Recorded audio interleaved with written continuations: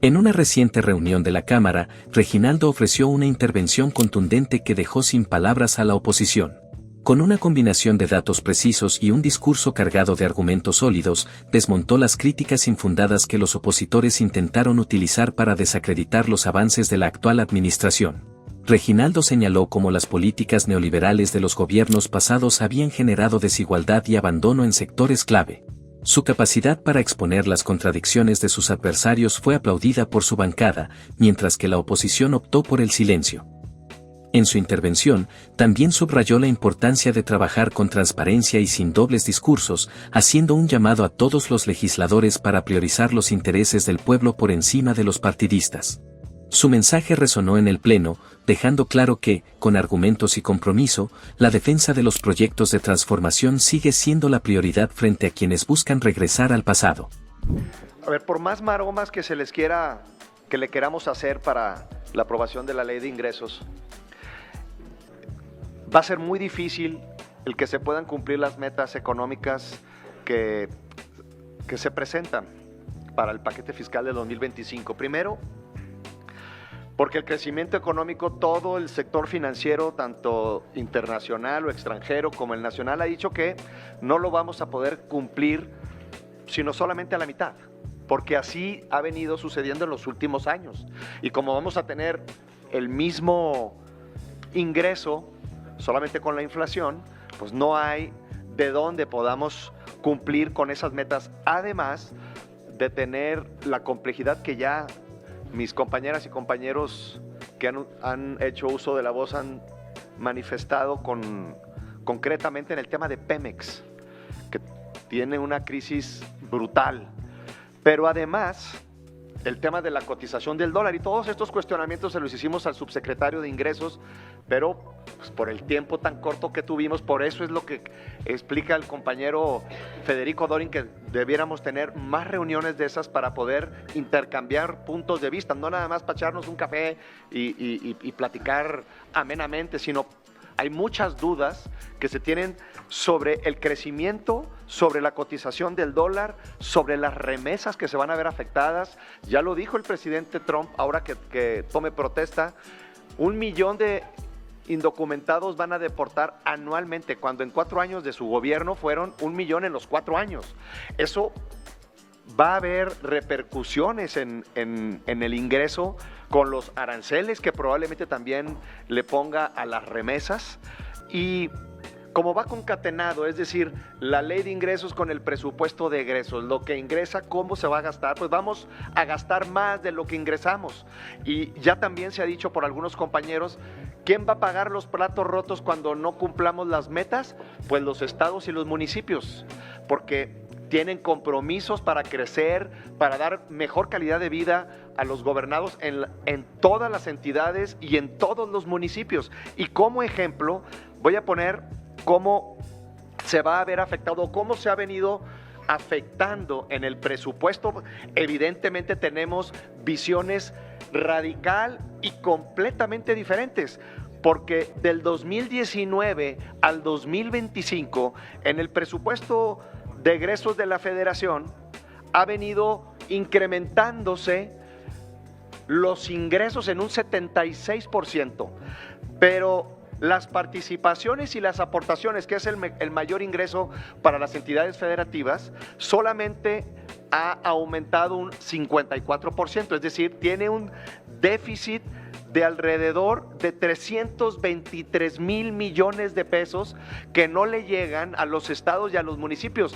No es cosa menor que cada vez el presupuesto en porcentaje se ha venido disminuyendo del 2019 hasta el 2025, que no ha habido variación en esto, que el porcentaje del presupuesto de egresos a la Federación para los compromisos de aportaciones. Sí, concluye, diputado, para continuar con el otro compañero del PAN. Concluyo con lo siguiente, es una disminución terrible, y por eso es que vamos a votar en contra de la ley de ingresos de la Federación. Muchas gracias. Muchas gracias, presidente. El voto del Grupo Parlamentario del PRI será en contra de esta ley de ingresos por varios motivos, y lo quiero dejar de manera respetuosa y muy clara. Primero, se está sobreestimando el crecimiento del país. Ojalá y fuera cierto, ya lo decía mi compañero Emilio Suárez, en los últimos 10 años se ha sobreestimado, dicho por los especialistas de Fundar, CIDE, el CIPE y todos los organismos de la sociedad civil y especialistas financieros, casi 33% de las estimaciones no han sido ciertas. Ojalá y fueran ciertas. Si alguien quiere que sean ciertas las estimaciones de crecimiento económico, somos nosotros, porque si se cumplen, se va a cumplir con la ley de ingresos y con el presupuesto de egresos de la Federación. Si alguien quiere que le vaya bien al país, somos los mexicanos y somos todos los partidos políticos. Eso no está en tela de juicio.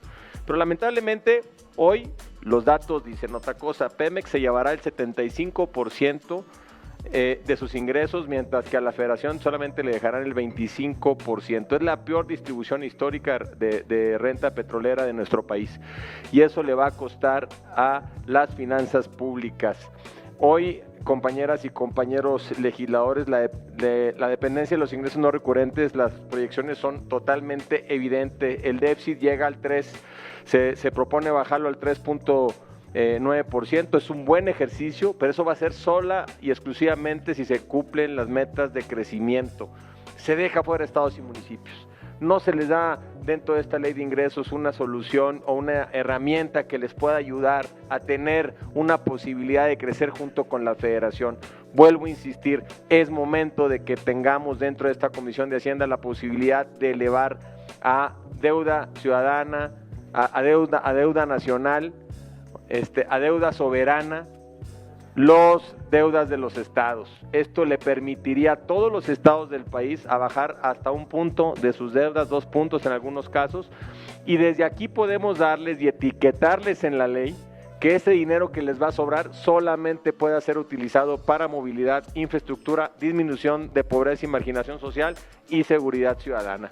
Esto sería una gran herramienta para la presidenta de la República, Claudia Sheinbaum, que le puede dar a los estados y municipios para que puedan resolver sus problemas de infraestructura, y eso también ayudaría a que no hubiera tanta dependencia de la Federación. Vuelvo a insistir, hay que moverle a la ley de coordinación fiscal, que aunque es un tema presupuestal, lo quiero dejar aquí. Es la propuesta nuestra, bajar de 80 que se lleva la Federación ahorita, que solamente tome 79, y los estados de 20 que se llevan ahorita, que tomen 21. Ese punto generaría 75,000 millones de pesos que se pudieran repartir en las proporciones de las fórmulas establecidas a los 2.400 municipios del país y a los 32 entidades federativas, sin colores partidistas, sin filias, sin fobias, sin odios, sin politiquería. Sí podemos lograrlo, como decía mi compañero Reginaldo, una visión nacionalista es que llegue el presupuesto al municipio más sencillo y al municipio que más genera en igualdad de circunstancias para que puedan ayudársele más a los que menos tienen. Claro que estamos a favor nosotros de los programas sociales, claro que estamos a favor y siempre los vamos a respaldar. De lo que no estamos a favor es que se está descuidando la infraestructura educativa, porque yo no veo en el paquete económico cómo vamos a resolver los problemas de infraestructura en primarias rurales, en escuelas urbanas que se están cayendo a pedazos y que sí, le estamos dando la beca a las niñas y a los niños, lo cual está muy bien y lo vamos a apoyar, pero no hay ninguna política pública desde la ley de ingresos que vaya a incrementar los ingresos para poder subsanar el presupuesto de infraestructura educativa y de salud del país. Tenemos un momento histórico que podemos darle vuelta. Ojalá que las proyecciones de crecimiento se cumplan. Si no se cumplen, será la deuda más grande de la historia del país. Será el momento de más compromiso en los recursos públicos, sí, y al final del día van a seguir sacrificando a estados y municipios en el ajuste de participaciones que les hacen mes con mes, para decirles al término del año, te tocaban estado X o Y 20,000 millones de participaciones, pero nomás te llegaron 18,000 porque no se cumplieron las metas de crecimiento ni las metas de ingreso. Sí, hay temas que hay que ver en materia fiscal, y esperemos que durante todo este año podamos analizarla con prudencia, con respeto y con alcance de miras positivas para que realmente se cumplan los ingresos de México. Mientras que esto, en este paquete no se demuestra, el grupo parlamentario del PRI irá en contra de este dictamen de ley de ingresos. Es cuanto. Hace uso de la palabra el diputado Reginaldo Sandoval del Partido del Trabajo. Adelante, diputado.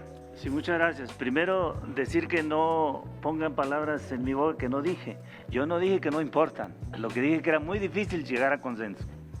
¿Y por qué? Pues porque estamos con visiones totalmente diferentes. Cuando se llegó a consenso fue cuando gobernó Acción Nacional y estaba en la Secretaría de Hacienda Cáncer. Ese sacó por consenso ley de ingresos y presupuesto de egresos. ¿Por qué sucedía? Pues porque había el concepto de los etiquetados, era muy sencillo. En ese entonces se repartieron 150,000 millones en esta Cámara, se etiquetaron por los diputados, era fácil llegar a acuerdo. Luego, no hay que confundir peras con manzanas, nosotros estamos hablando de ingresos, y en el tema de ingresos, pues está obvio que no hemos movido nada de lo que ustedes plantearon. No hemos incrementado, no hemos creado ni un solo impuesto, y en términos reales no se ha incrementado nada. Y no hemos modificado la fórmula de distribución. Estamos igual en eso, donde sí ha habido un cambio fuertísimo es en el egresos, pero aquí no estamos discutiendo el tema de egresos. Miren, o el tema que decía, bueno, les voy a dar algunas cifras muy rápidas. No hay duda que el crecimiento económico es probable que se alcance. En economías de mercado siempre es un tema de, a partir de los criterios económicos, generar la política y tener la posibilidad de que se dé o no se dé. Pues está el planteamiento de que se puede dar entre 2 y 3% de crecimiento. Y asimismo se prevé un déficit nada más. Fíjense, ahora estamos bajando el déficit. Cuando decíamos el déficit, ¿por qué se endeudan? Y dicen que no se endeudan. Y ahora lo estamos bajando y no están de acuerdo tampoco. O sea, es muy difícil encontrar acuerdo con ustedes. Luego, la deuda pues está manejable, va a quedar entre 51.4 en referencia a PIB, totalmente manejable, creo que no tiene tampoco dificultad en ello. Y se estima que durante el ejercicio fiscal de 2025, la Federación percibirá un total de 9.302.015.8 millones de pesos. 5.297.812.9 corresponden a impuestos, que es el 57% de los ingresos totales previstos. 603.077.9 millones de pesos es de cuotas y aportaciones de seguridad social, es el 6.5.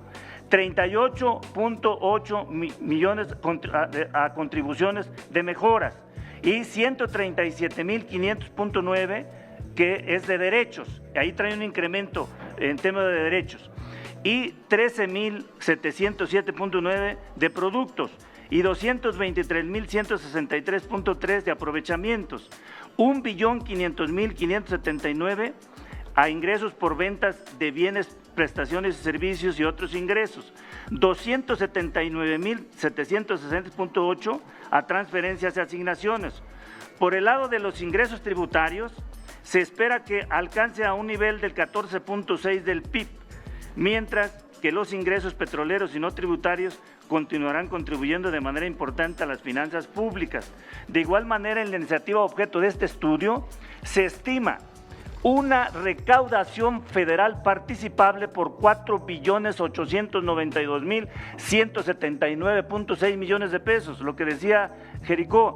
Esto implica un crecimiento de 327.255 millones de pesos nominales, 2.8 en términos reales. Sí hay crecimiento. ¿Dónde varía? En el tema de la fórmula, pero ese ya es un tema de distribución. Y el tema de la fórmula son 3 variables, que tampoco la hemos movido. Es población, aportación al PIB y capacidad recaudatoria. Y ahí en capacidad de recaudatoria no hay duda que los estados y los municipios no recaudan.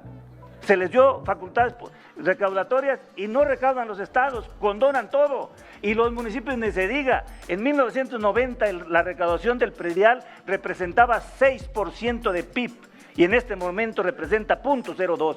Y ahí hace falta que hagamos cosas, pero pues metámonos todos en serio en términos de una construcción de una patria, de un Estado, más que de un tema de diferencia ideológica y política, pero por lo que hemos hecho hasta ahora ha dado resultado positivo, ha disminuido la pobreza, hemos distribuido la riqueza, entonces, y con lo que se ha planteado de la recaudación ha sido suficiente, no hemos endeudado a México. En este tema se está planteando el tope de deuda por 1.580.000 millones de pesos. Y debo de decir lo siguiente, esto representa menos 31.2 conforme al año que pasó. Y bueno, pues yo digo, si no estamos de acuerdo en eso, entonces ya no entiendo en qué podemos coincidir. Yo digo que el nacionalismo mexicano podemos recuperarlo y si se lo representa el PRI, se recorre hacia acá, pues estaría bien, pero pues hay que verlo en el término de los votos y en términos de acción práctica. Gracias por acompañarnos hasta el final. Esperamos que este video les haya sido útil para entender más sobre el gobierno de México y el papel clave que juega Claudia Sheinbaum en la transformación del país. Si les gustó el contenido, no olviden darle like, suscribirse al canal y activar la campanita para que no se pierdan ninguno de nuestros próximos videos. Nos vemos pronto con más información importante sobre el futuro de México. Hasta la próxima.